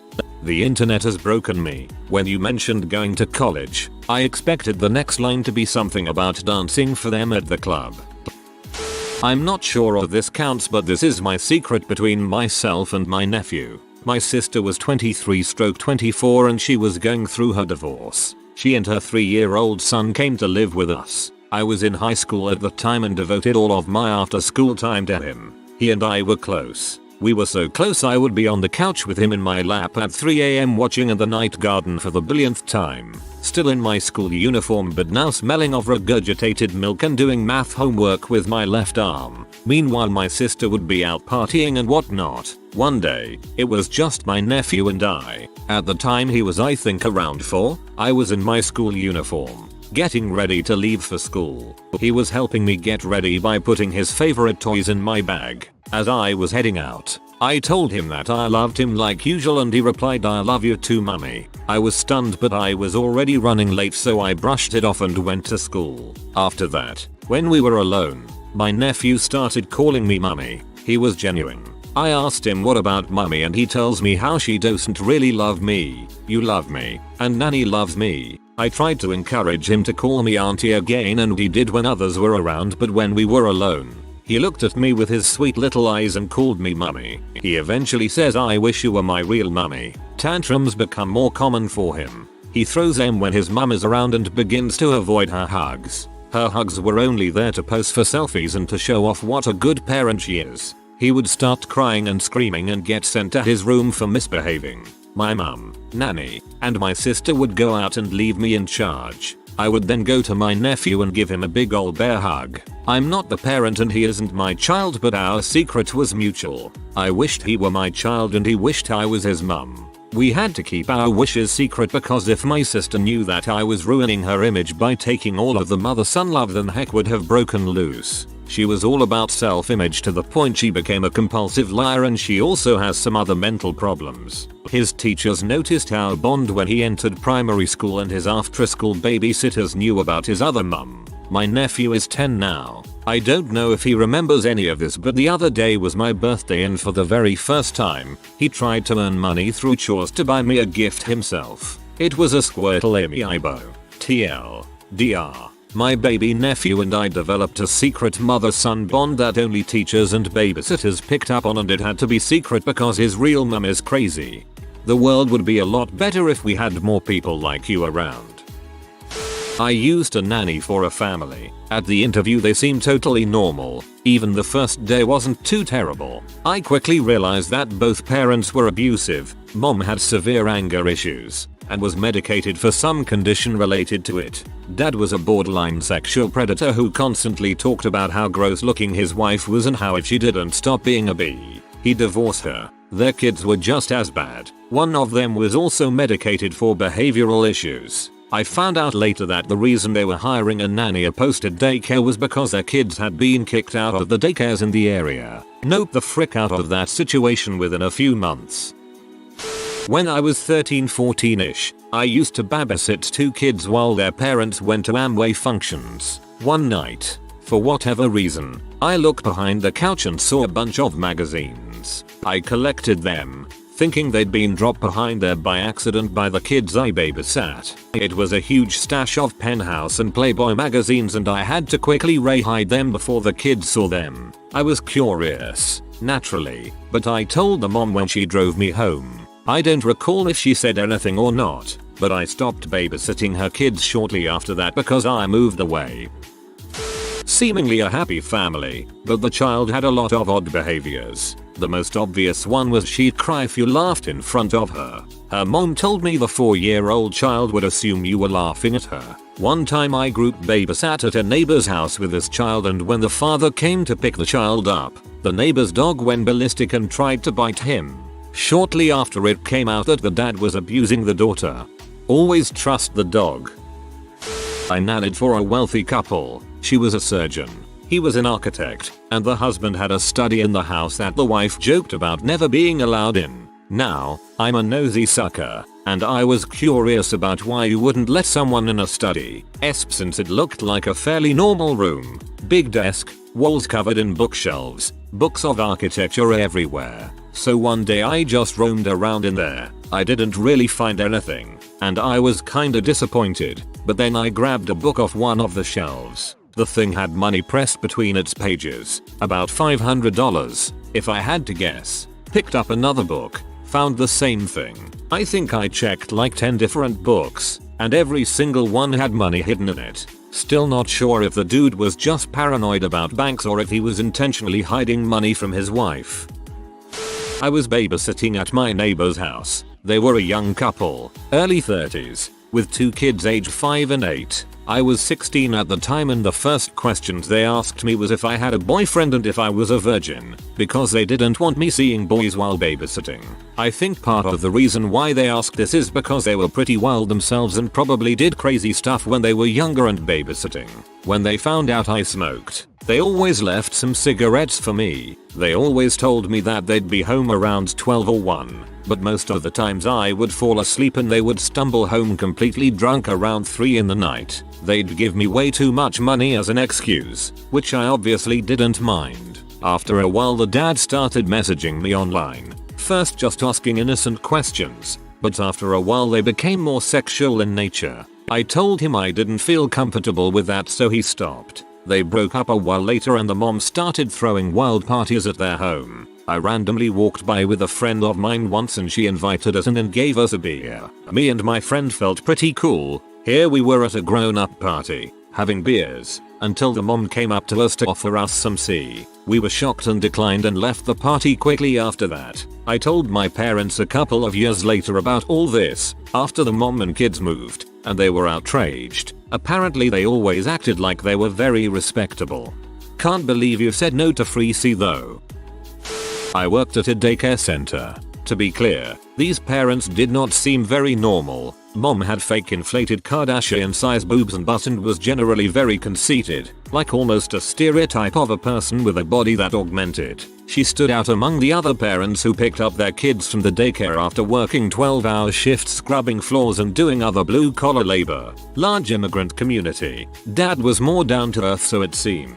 Younger brother, age 7, told me he was anxious one day. He tended to be a worrywart, so I wasn't surprised, but I asked him why. He says that his dad yells at his mom a lot because she gets drunk, goes out and parties with her friends, and then he has to go and pick her up, which leads to a lot of arguing. I told him that that's really sad and that we would say a prayer for them. It was a Christian day. A week or so later he excitedly told me that the prayer worked and his parents weren't arguing anymore. Well, Mac does say that all things are possible through God, so jot that down. I was only tentatively optimistic about YB's revelation. Older brother, 8, was a completely different personality, a bully to the kids and adults. Never had a positive thing to say. The things he seemed to like were his younger brother, Fortnite and Roblox, like you do. Most of the school year we had butted heads trying to get him to do homework, but towards the end of the year his behavior changed. He would say he was too stupid to do homework and would try to hold his breath to try and commit suicide,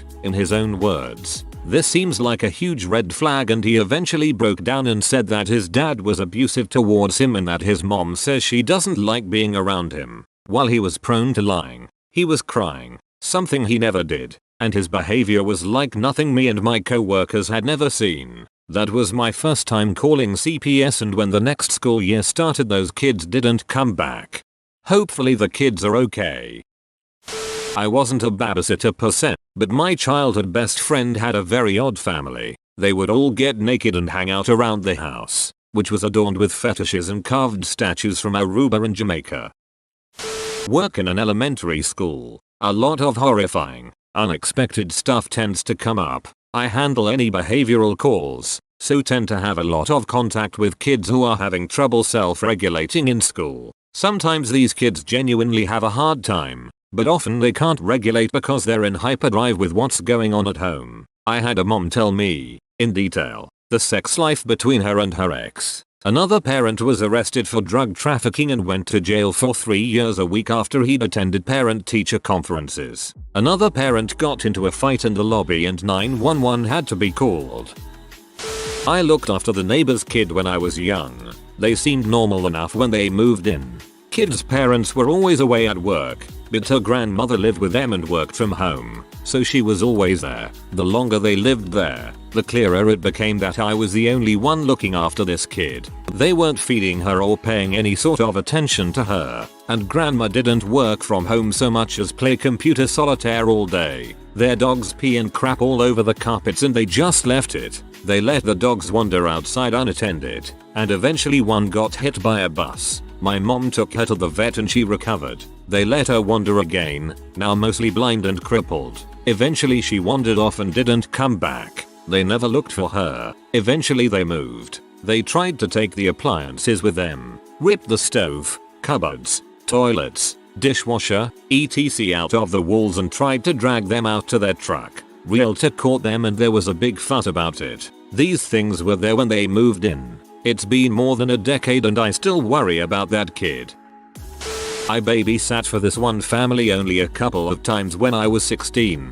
But on the first night they just casually talked about how I needed to call the police if the kid's bio dad turned up at the house. I was then told I would need to barricade us all in their master bathroom and I should call them and their lawyer. Custody battles suck. I was a nanny for a young boy with additional needs. Let's call the parents John and Lisa. John worked for Lisa's parents as they owned a painting company. This company had the family surname as its name. One day I noticed John was home from work early in the painting van, but it had his surname as the company name on the van, not Lisa's parents' surname. I thought it was a funny coincidence that he and Lisa had the same surname, and so I pointed this out. He froze up and looked a little awkward and said, "Oh, that's because Lisa and I are first cousins. They shared the same paternal grandparents and therefore the same surname. They had been together since they were young teenagers. I'm not actually sure if this is legal or not, but it's certainly frowned up here. Depend on your state country. In some it's legal, in others no." Not a deep dark secret, but as someone with 15+ year in childcare, it's pretty common for a lot of wealthy parents to prioritize their jobs and themselves over their kids. Kids can sense this and usually develop some sort of unhealthy way to get more attention. The response is usually to throw money at the problem instead of genuinely getting the kid help or re-examining their family structure. It's always so deeply sad to me. A few families I have worked for, I genuinely wondered why they had kids. I understand parents need a break and people have to work, but man, it was so sad. I babysat for a family with 3 wonderful kids. I genuinely did not like to babysit, but these kids were different. They were fun and nice and generally well behaved. We had a standing babysitting night every Saturday. On a couple occasions, I would call the night before if I was sick or couldn't come for whatever reason. When I called, the mom answered and said she understood. She sounded loopy. I didn't really know for sure what drunk sounded like, but that's what I thought was happening. The next night she would call to see why I was late and if I was still coming. She told her kids and husband that I flaked, but she confirmed my suspicions that she was blackout drunk. After a couple times of this happening, they stopped asking me to babysit. I didn't want to confront her about it. I missed her kids a lot, and every time I passed by the house, multiple times a day, I'd hope that the kids were well. I found out later that the parents were a lot worse than I knew. Drinking, partying, leaving the kids alone a lot. When I told my mom years later about the phone calls, she wasn't remotely surprised. I was giving the 4-year-old a bath and he asked me, "Why don't you touch me like dad does?" That was my first red flag. Eventually the dad would show up at home unannounced to just hang out with me when the kids were napping. I was 18. One day he got a vasectomy and told me if I wanted he could send a couple blank shots at me. A few days later he full on assaulted me. I locked myself in the bedroom and called his wife. She wouldn't believe me. I called my brother and he rushed over with a baseball bat. One family I babysat for was super big in the art world, super successful, had multiple homes, mansions, fancy cars, but the kids were weird. Specifically the older girl, who was about 8, showed me a jar of baby mice that she had cut out of a pregnant mouse's stomach, suspended in formaldehyde, sitting on the windowsill in the kitchen. Something about that just did not sit right, and that was the last time I babysat for them. I was a live-in nanny for a local pediatrician's family, stayed with them for around 6 months. The dad moved overseas before his family to make sure everything was settled when they came. So basically, I was the second parent in the home while he was gone. During that time, I grew incredibly close to the mom, in a love-hate way. She opened up about how she has an emotional affair with a mutual friend of hers and her husband's. She would show me the conversation, countless "you're all I wanted" type of messages. I remember her asking about how she can do this while loving her husband. She replied, "I don't love him." In hindsight, I was going through my own relationship drama, so it seemed like a toxic bonding moment. My rose-colored glasses fell off when she admitted she flew across the country to go to a resort with him, all while telling her husband she was on a work trip. For reference, she had 2 toddler twins and a boy entering junior high. Pretty certain her oldest kid knew what was going on. I am a dude and have had dogs for a large portion of my life. I live somewhere pretty close to a small park with a playground, and I used to walk and play with my dog there frequently, so I would meet this woman who had an adorable daughter quite often. Both she and her daughter liked my dog, so it would often end up with my dog and her daughter playing for a bit while me and the mother were talking about stuff. I am quite laid back and chill, so after talking for some time, she asked if I would like to care for her daughter sometime if she was gonna be busy, as she trusted me. As I liked her daughter, I didn't mind. We ended up just playing Mario Kart and chilling on the sofa while I told her stories until she had to go to bed. The mother came home pretty drunk on a few occasions, and we ended up sleeping together a few times. What she hadn't told me about was that she had a husband that was working offshore, the kind of work where he would be gone for weeks at a time with no cell reception. Something I kinda found out when I passed her house while walking my dog, seeing a man working in the garage and the garden several days in a row. I asked the woman the next time I met her if she had met someone new, as I saw some guy at her home. Her face changed immediately and she poured it quietly all out to me. She was miserable with her husband cause he was an alcoholic and was rarely at home cause of work, where he always worked overtime. She had fallen for me and thought that I was one of the sweetest men she had ever met, and she would rather be with me than with him. So her nice house, expensive car and all sorts of gadgets were paid by her husband, while I, as a lowly middle-range wage man, was boning his wife and bonding with his daughter while he was gone. I felt so bad about it, so I told her that we should stay as friends, but that I would keep her secret if she promised to care as well as she could for her daughter, and if crap hits the fan I would look after her daughter. It's been over 1 year now and we still occasionally talk, but I still feel pretty bad about it all. I just hope the daughter doesn't know. If you are new to the channel, you can subscribe. I publish new videos every day. Until then, check another video.